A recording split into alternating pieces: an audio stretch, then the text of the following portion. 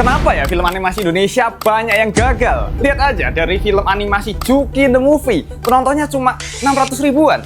Terus film Nusa, penontonnya cuma 400 ribu. Dan bahkan Battle of Surabaya cuma 70 ribu penonton. Emang dengan penonton segitu bisa balik modal ya? Padahal kan kamu tahu sendiri ya, produksi film animasi itu biayanya gede banget. Bisa sampai puluhan miliar. Contohnya kayak film Nusa tadi, biaya produksinya bisa sampai 25 miliar. Waduh, kalau biaya produksinya segede itu, tapi penontonnya cuma segitu, berarti filmnya rugi dong, nggak laku. Alias ya, filmnya gagal. Itu pun yang aku sebutkan baru film-film yang terkenal. Karena masih banyak banget film animasi lain yang aku yakin kamu pasti nggak tahu. Terus kenapa ya banyak banget film animasi Indonesia yang kayak gitu? Dan kenapa baru film Jumbo aja nih yang bisa dibilang berhasil? Apa jangan-jangan karena mereka kurang dapat support? Atau emang SDM kita aja yang nggak memadai? Atau jangan-jangan karena pemerintah kita yang lebih dukung pakai AI? Dan ini tuh masalah yang serius banget. Makanya aku Lajunta sebagai orang yang cinta dunia perfilman dan animasi Indonesia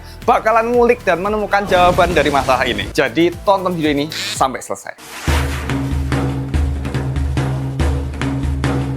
Awal tahun 2025 ini nggak cuma Jumbo aja film animasi yang rilis di Indonesia. Ada lagi yang rilis namanya Zana, Whisper of Volcano Isle. Tapi aku kayak nggak percaya gitu kalau film ini rilis di bioskop di tahun yang sama dengan Jumbo. Lihat aja bedanya. Dari segi animasinya kelihatan beda jauh banget kan? Nah, inilah masalah utama yang ada di industri animasi kita. Kualitas animasi yang dari tahun ke tahun nggak ada peningkatan yang signifikan. Ya, aku tahu film Jumbo bagus. Tapi kalau dibandingkan dengan film-film animasi Indonesia lainnya, itu jomplang banget. Kayak film Zana ini, film animasi keluaran dari MNC Animation. Yang mana sebelumnya studio ini udah ngeluarin film animasi kayak Kiko in the Deep Sea tahun 2023 sama Titus Mystery of the Enigma di tahun 2020. Ya walaupun film sebelumnya juga masih biasa aja, tapi Zana itu film keluaran terbaru loh. Dan bisa aku bilang masih lebih bagusan Kiko yang udah rilis lebih awal. Kita lihat dari animasi dan desain karakternya, jauh lebih bagusan Kiko. Bahkan sampai ada yang komen, ini serius tayang di bioskop. Animasinya padahal biasa banget, kaku, nggak smooth. Dan setelah ku tonton trailernya, ya emang kerasa banget apa yang dimaksud masnya yang komen tadi. Kayak bener juga ya. Dan itu agak miris karena secara nggak langsung nunjukin penurunan kualitas MNC Studio dari Kiko ke film Zana. Contoh lain bisa kita lihat dari film animasi Indo lainnya kayak Petualangan Adi, Night Chris, Battle of Surabaya, Ricky Rino, yang kalau kita bandingin dari tahun ke tahun belum ada peningkatan kualitas animasi yang signifikan. Bahkan bisa dibilang kualitas animasinya masih tetap sama aja, masih tetap kelihatan biasa banget. Nah, lihat aja dari segi pergerakannya masih pada kaku. Ekspresi wajahnya nggak natural, nggak bisa nyampein emosi dari cerita. Desain karakternya pada mirip-mirip dan nggak menarik. Detailnya kurang banget, pergerakan kamera yang gitu-gitu aja. Apalagi pergerakan mulutnya yang nggak sama kayak suaranya. Cuma asal mangap-mangap doang. Dan masih banyak lagi sebetulnya. Yang mana itu jadi PR besar buat dunia film animasi kita. Dan jadi sebuah fakta pahit yang mau nggak mau harus kita terima. Tapi masalah kualitas animasi yang masih kurang bagus tadi baru setengah persoalan yang jadi penyebab kenapa film animasi Indonesia masih banyak yang gagal. Soalnya ada juga film-film animasi yang udah cakep banget secara look, visual, dan animasinya kayak Nusa, Juki, Adit Soko Jarwo, yang mana anehnya masih jadi film animasi yang gagal. Soalnya selain dari kualitas animasi kita yang masih kayak tadi, masih ada PR yang sangat besar untuk industri animasi di Indonesia, yaitu ada di cerita dan pengembangan karakternya. Karena perlu kamu tahu ya, cerita dan karakter itu penting banget sebagai fondasi utama dalam sebuah pembuatan film. Bahkan nggak cuma buat film animasi, tapi buat film apapun, mau itu live action, mau itu animasi, 2D atau 3D, semua butuh cerita. Tanpa cerita yang kuat, film tadi cuma jadi tontonan kosong yang nggak bermakna. Dan tanpa karakter yang relate atau menarik, ya siap-siap aja penonton keluar dari bioskop lupa sama tokoh-tokoh di filmnya. Kita ambil contoh dari film sekelas Jumbo yang jadi film animasi paling sukses di Indonesia sekarang. Yang kualitas animasinya udah top banget, bagus. Tapi sayang banget, fokus ceritanya itu terlalu banyak dan ada banyak plot hole. Padahal Jumbo itu potensial banget dari segi animasinya. Tapi sayangnya masih ada kekurangan di ceritanya. Dan itu baru Jumbo, film animasi terlaris di Indonesia. Terus gimana sama film animasi Indonesia lainnya? Kita lihat aja ya film Nusa tahun 2021. Secara garis besar ceritanya tentang seorang anak SD bernama Nusa yang punya ambisi besar untuk terus mempertahankan kemenangan di lomba sains setiap tahunnya. Fokus ceritanya oke lah tentang semangat dan pantang menyerahnya si Nusa. Tapi karakter Nusa ditampilin terlalu baik, terlalu sempurna, kayak anak tanpa dosa. Pokoknya malaikat deh. Jadinya malah buat orang-orang yang nonton nggak bisa relate dan simpati sama karakternya. Dan kalau penonton udah nggak relate atau simpati, otomatis penonton jadi nggak peduli sama perjuangan karakternya. Dan berakhir ceritanya biasa aja, nggak berkesan. Sebenarnya cerita tuh nggak perlu yang spektakuler kok. Ambil cerita yang deket sama kehidupan kita aja, itu udah cukup. Contohnya kayak Inside Out. Inti utama ceritanya itu cuman soal mengendalikan emosi, tapi dibangun dengan latar belakang dunia emosi yang kuat. Bagaimana tiap emosi punya karakterisasi masing-masing dan bagaimana itu mengaruhi kehidupan seorang anak. Dan semua itu dibungkus dengan konsep yang cerdas, tapi tetap bisa dimengerti semua umur. Kita diajak masuk ke kepala si anak dan ngerti kenapa dia sedih,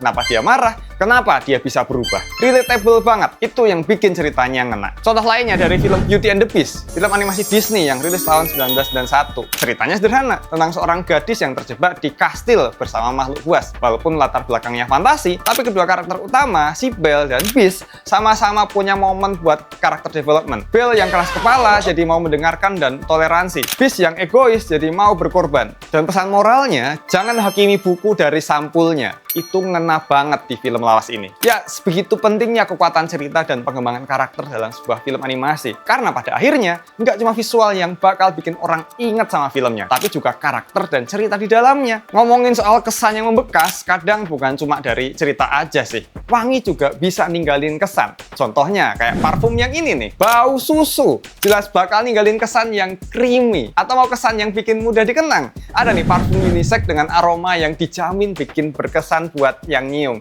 Jadi langsung aja kalau mau bikin first impression yang impactful pakai parfum yang kayak gini nih. Link udah aku taruh di bawah sini ya. Baik lagi ke pentingnya cerita dan karakter dalam film. Walaupun cerita dan karakter tadi bisa terus dibenerin seiring jalannya waktu, tapi menurutku Indonesia masih tetap bakal susah untuk nyalip kualitas animasi dari luar karena satu alasan lagi, yaitu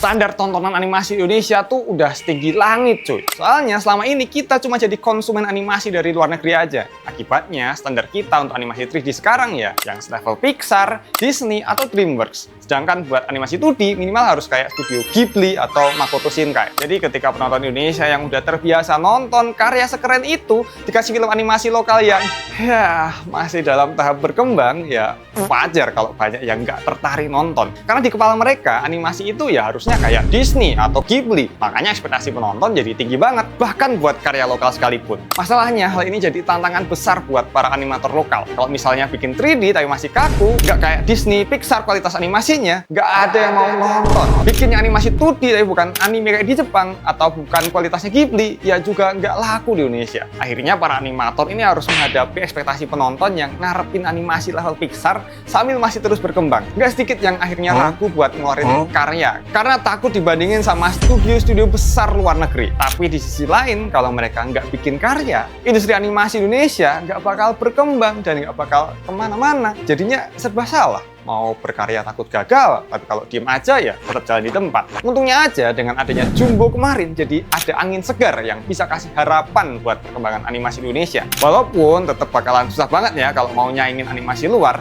bahkan mau sekedar nyaingin kualitas animasi Jumbo aja masih susah loh. Karena kalau mau yang lebih bagus berarti harus kerja lebih ekstra dari tim produksi Jumbo. Padahal produksi Jumbo sendiri itu makan waktu 5 tahun. Berarti kedepannya kalau ada film animasi Indonesia dengan kualitas kayak Jumbo, minimal durasi pengerjaannya juga 5 tahun, bahkan bisa lebih. Padahal studio animasi luar kayak Pixar, DreamWorks, Studio Ghibli itu tiap tahunnya terus berkembang. Apalagi di studio besar Hollywood itu tiap tahunnya bisa keluar satu film baru. Teknologi animasi 3D-nya mereka juga semakin canggih tiap tahunnya. Alhasil film animasi dari luar akan semakin bagus yang secara nggak langsung juga ningkatin standar tontonan kita. Yang mana bikin para animator lokal itu makin susah buat nyusul standar animasi penonton Indonesia. Dan nggak cuma soal standar ini aja yang jadi hambatan bagi para animator lokal untuk terus berkembang, karena masih ada juga masalah lain yang perlu banget kita perhatikan, yaitu sama seperti yang udah aku bilang di awal, bikin animasi itu nggak murah, biayanya bisa sampai puluhan miliar. Dan sejauh ini film animasi Indonesia yang beneran untung tuh baru si Jumbo, alias sisanya rugi dong. Kemarin terakhir kali aku cek tanggal 15 Mei, Film Jumbo yang dari biaya produksi 22 miliar berhasil dapat pendapatan sampai 140 miliar lebih. Tapi kalau dibandingin sama film animasi Indonesia lain, sedih banget cuy. Kayak film Ricky Rino dari biaya produksi 1,7 miliar, tapi pendapatannya cuma 700 jutaan. Yang berarti rugi 1 miliaran dong. Ada juga film Battle of Surabaya, biaya produksinya nyampe 15 miliar, tapi cuma dapat 1 miliar aja. Terus film Nusa, biaya produksinya sampai 25 miliar, tapi pendapatannya cuma 6,6 miliar aja. Alias makin rugi lagi, belasan M. Dan masih banyak film lainnya yang nasibnya bahkan lebih buruk dari film-film tadi. Kayak Meraih Mimpi yang rilis tahun 2009. Biaya produksinya kabarnya sampai 50 miliar, tapi penontonnya cuma sekitar 200 ribuan orang. Itu paling-paling cuma dapat sekitar 3 M-an aja. Film ini membekas banget di memoriku karena dulu pernah jadi tugas sekolah buat bahasa Indonesia dan aku nonton bareng. Dan yang nonton ketika lihat animasinya, ya gitu deh. Nggak sesuai sama biaya produksinya. Soalnya kalau ini bukan tugas, disuruh nonton buat tugas sekolah, aku juga males nonton sampai selesai. Jadinya ya wajar kalau film ini rugi, karena nggak ada yang mau nonton. Nah, maka dari itu banyak investor mikirnya, ngapain punya duit banyak dipakai buat bikin film animasi yang mahal dan lama bikinnya. Kalau bisa dialihin ke genre lain yang lebih murah tapi cuannya gede, contohnya kayak KKN di Desa Penari. Biaya produksinya emang tinggi, sekitar 15 miliar. Tapi pendapatannya tembus sampai 150 miliar. Gila, cuannya segede itu. Atau agak lain, yang cuma butuh biaya produksi sekitar 1 miliar, tapi bisa untung sampai 130 miliar. Untungnya jauh lebih besar dibanding resiko produksi film animasi. Belum lagi waktu produksinya juga jauh lebih singkat. Nah, dari situ wajar kalau investor dan produser mikir 2 kali buat naruh duit di proyek film animasi lokal. Soalnya selain prosesnya panjang dan mahal, hasilnya juga belum tentu balik modal. Dan itulah kenapa sampai sekarang banyak investor masih ogah buat ngedukung film animasi Indonesia. Makanya, support dari kita sebagai penonton tuh penting banget. Karena tanpa dukungan dari kita, ya makin kecil peluang animator lokal buat maju. Dan ngomongin soal support tuh nggak harus selalu besar. Bisa dimulai dari hal-hal kecil. Kayak support teman kamu yang bisa berhenti judol. Kalau kamu pakai kaos yang ini nih, kaos Azab Judi Online, teman kamu yang judol pasti insap. Dan kemungkinan buat kesambar petir karena azab judul juga meningkat. Nggak cuma desainnya bisa bikin orang-orang pada tobat, bahannya ini adem banget, pas dipakai buat nongkrong sama temanmu. Jadi buruan beli biar teman kamu yang pada main judul kesamber petir beneran. Ini produknya udah kutaruh linknya di deskripsi. Nah, balik lagi tentang ke support animasi lokal. Jadinya sekarang semua tinggal balik lagi ke kita masing-masing. Gimana peran kita sebagai penonton dalam ngasih dukungan nyata dan kesempatan untuk industri animasi lokal kita berkembang. Karena perkembangan industri animasi di Indonesia itu bukan cuma soal bisa atau nggak bisa, tapi soal mau dukung atau nggak mau dukung. Buat kita, para penikmat film, yuk mulai coba kompromi sedikit sama kondisi animasi lokal. Nggak perlu nunggu kualitasnya setara Pixar dulu baru mau nonton. Sementara itu, buat industri film animasi Indonesia sendiri, tolong jangan terlalu skeptis sama kemampuan animator-animator kita. Penting banget buat kita terus kasih ruang buat talenta lokal berkembang. Percaya sama talenta yang udah ada. Beri ruang buat eksplorasi. Jangan mau terus-menerus kalah sama negara tetangga yang animasinya udah kemana-mana. Iya, Malaysia sampai saat ini kalau soal animasi masih ngalahin Indonesia banget. Dan aku udah rangkum jadi satu video aku yang ini nih. Nonton video ini ya, biar kamu bisa dukung animasi lokal juga. Kamu suka Upin Ipin apa suka Dontol?